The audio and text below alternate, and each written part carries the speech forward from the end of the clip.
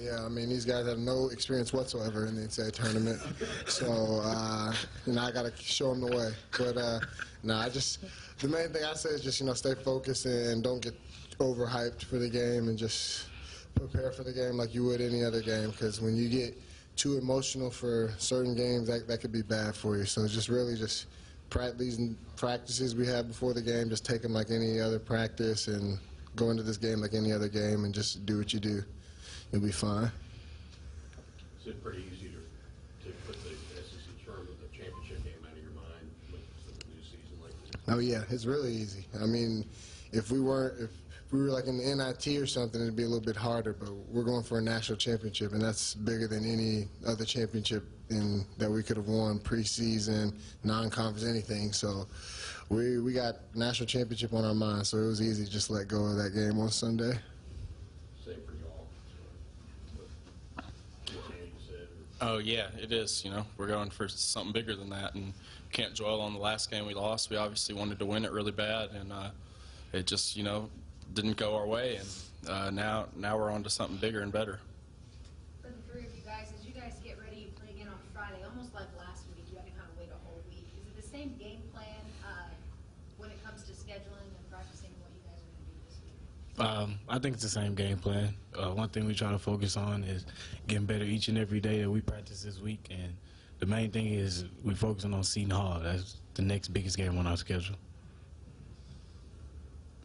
Man, what would you say the impact of Daryl and Jalen has been to this team, what they've meant in being able to kind of get their games and what y'all do?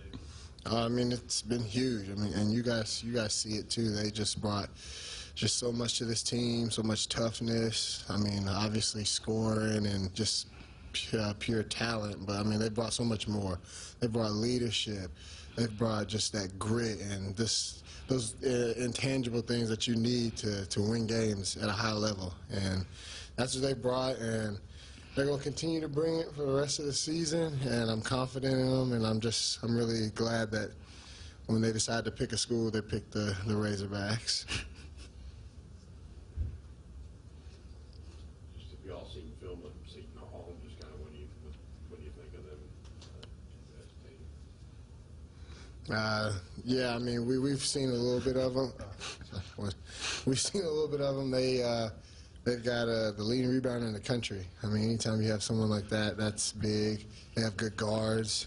When you got a mixture of good guards and good bigs, you can win a lot of games, and they did. I mean, they're in the NCAA tournament. So any teams that are in the tournament, you just automatically know that they're good. So we just worry about what we do, though, and how we play and how we prepare for the game.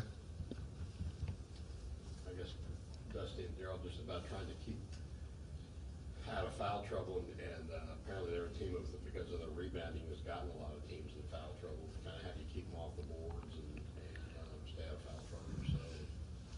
So We played a lot of good rebounding teams this season. One thing I think people say about us is that we're not a good rebounding team, but over the past few games, we've been getting better and getting our guards rebounding. When you got your guards rebounding, it kind of helps the bigs stay out of foul trouble. So that's one thing we're going to try to do this Friday.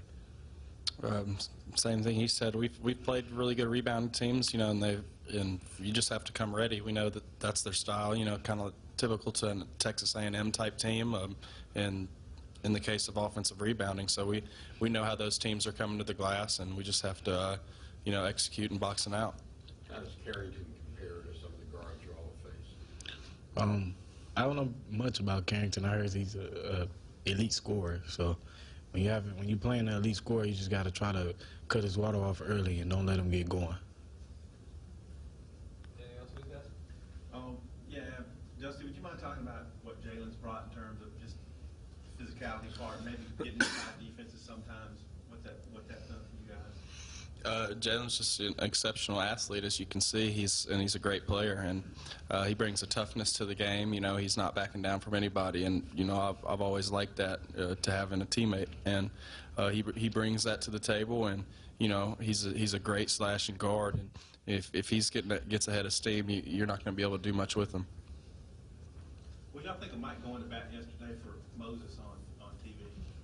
I loved it.